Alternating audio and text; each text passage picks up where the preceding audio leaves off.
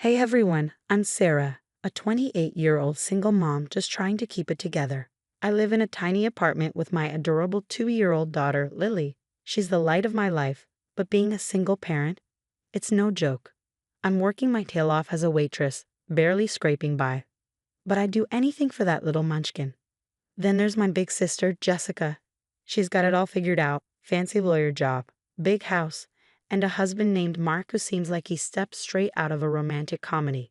I'm not gonna lie, sometimes I look at her life and feel like a total mess in comparison. Sarah, honey, how are you holding up? Jessica asks as she swings by my place one afternoon.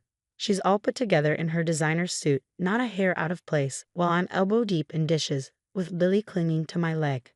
Oh, living the dream. I laugh, trying to sound more upbeat than I feel.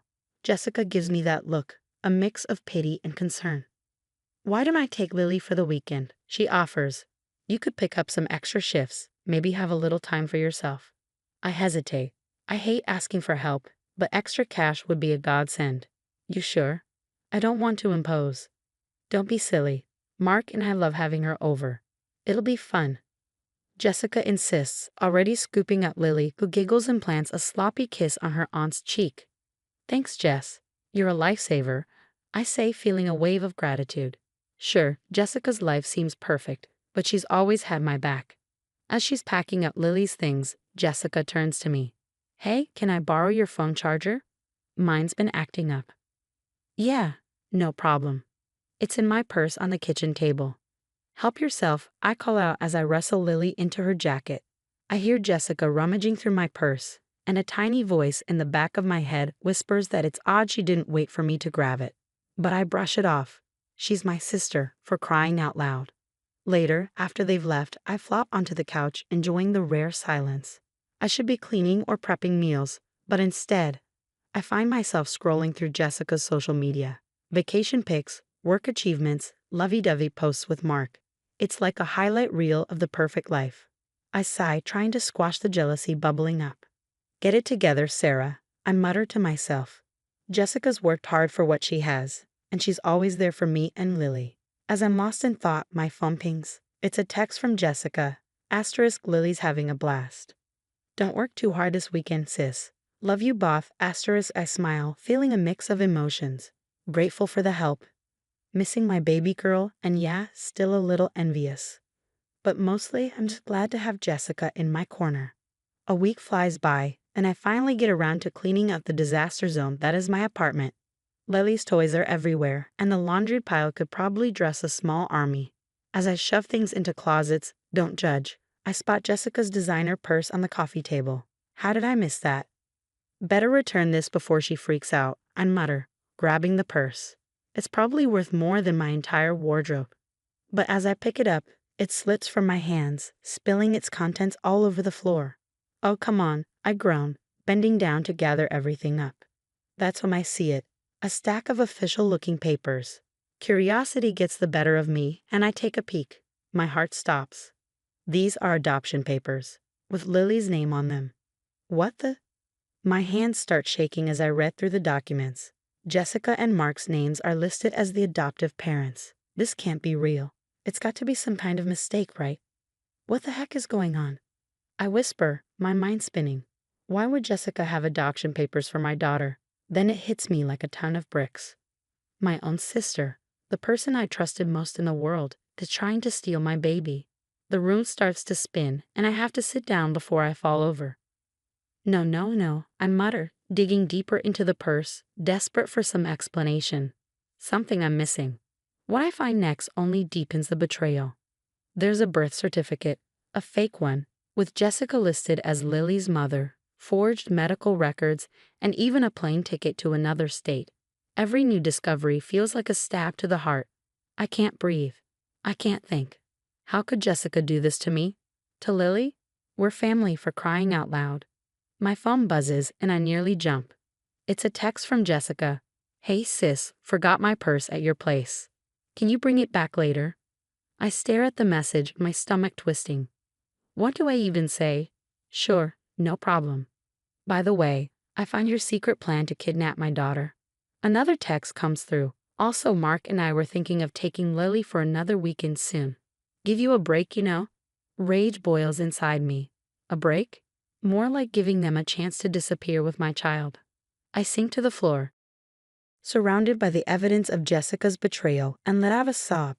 What am I going to do? How can I protect Lily? Who can I even trust anymore? One thing's for sure. I'm not letting anyone take my daughter. Not Jessica, not anyone. I may be a struggling single mom, but Lily is my whole world, and I'll do whatever it takes to keep her safe.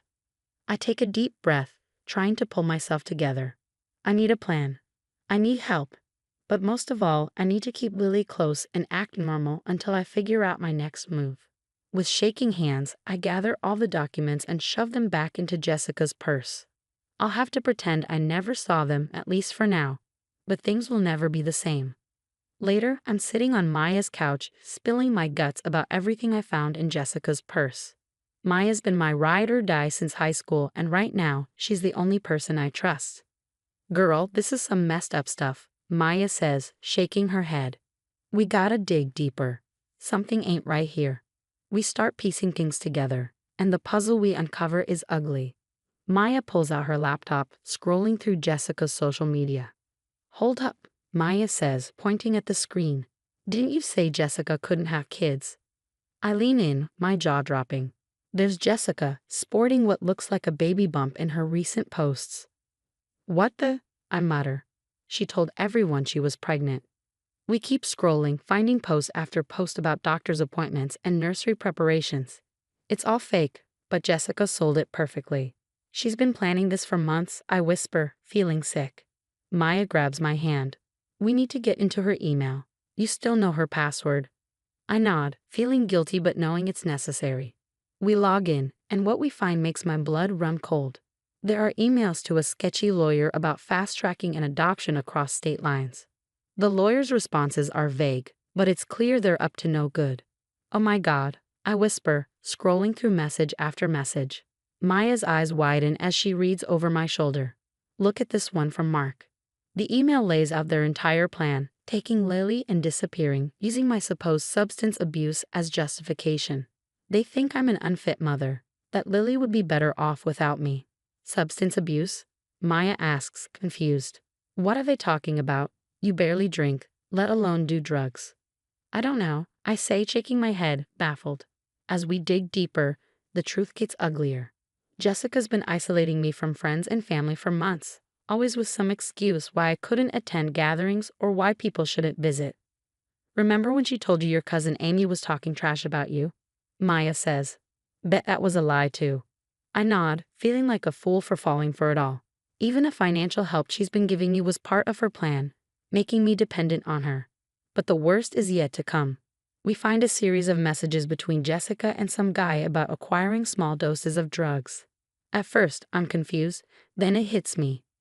Oh my God. I gasp, my stomach churning. She's been drugging me. That's why I've been feeling so off lately. She's been slipping stuff into my food. Maya looks horrified. She's setting you up to look like an addict. That's how she's planning to take Lily. The room spins as the full scope of Jessica's betrayal sinks in. My own sister has been poisoning me, isolating me, all to steal my daughter. What am I going to do? I ask, feeling more alone and scared than ever. They have money, connections. I'm just a waitress. How can I fight this? Maya grabs my shoulders, forcing me to meet her eyes. Listen to me. You're not alone. We've got evidence now. We're going to fight this, and we're going to win. I take a deep breath, trying to steady myself. Maya's right. I can't fall apart now. Lily needs me to be strong. Okay, I say, wiping away the tears I didn't even realize I'd shed. What's our next move?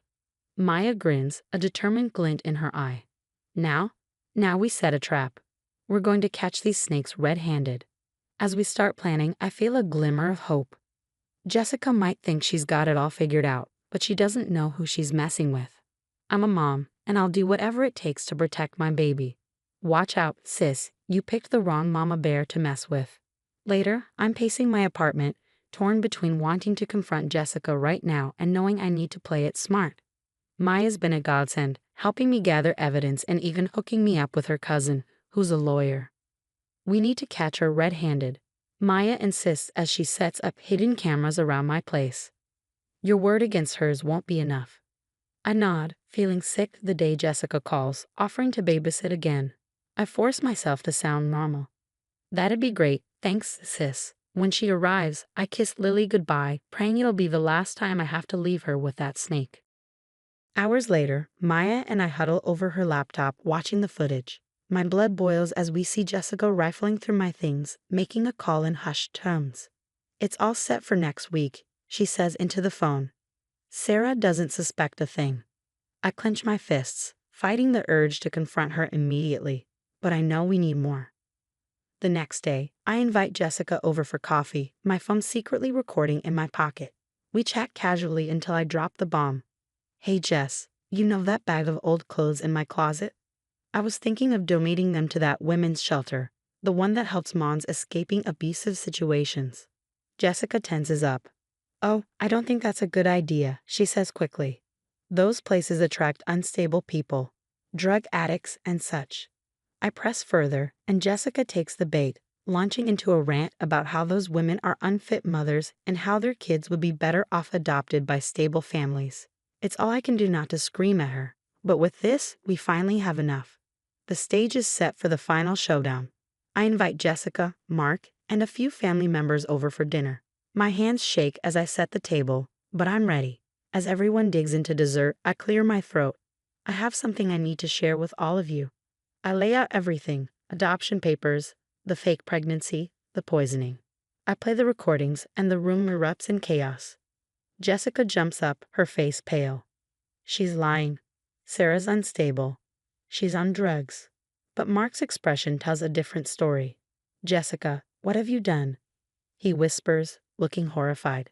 Turns out, Jessica had been manipulating him too, feeding him lies about my non-existent drug problem. He had no idea about the forged documents or the poisoning. As the truth sinks in, Jessica completely unravels. It's not fair, she screams. I deserve that baby more than her. I'm successful, unstable. Why should she get to have a child when I can't? Everyone watches in shock as Jessica rants, her jealousy and resentment pouring out. It's like watching a stranger wear my sister's face. The police arrive, and Jessica is hauled away, kicking and screaming. I collapse into Maya's arms, exhausted but relieved. The next few weeks blur with police statements and court appearances. I file a restraining order against Jessica, who now faces a laundry list of charges. Slowly, I start rebuilding my life. Family members and old friends reach out, apologizing for believing Jessica's lies. It's hard, but I'm working on forgiving them. Months later, I'm pushing Lily on a swing at the park, finally feeling like we can breathe again. Maya sits nearby, watching us as always. Higher, Mama. Lily squeals and I laugh, pushing her towards the sky. As I watch my daughter soar, I think about everything we've been through. It's been hell, but we made it. Jessica's toxic influence is gone, and for the first time in a long time, I feel hopeful about our future. I may not have the perfect life or all the answers, but I've got my daughter, true friends, and strength I never knew I had. And you know what? That's more than enough. The stories come to an end, but now I've got a question for you.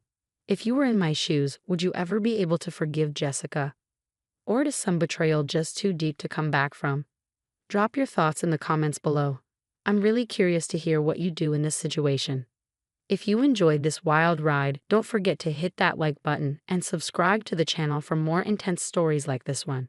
Your support means the world to me and helps me keep sharing these experiences. Thanks for listening, and I'll catch you in the next video.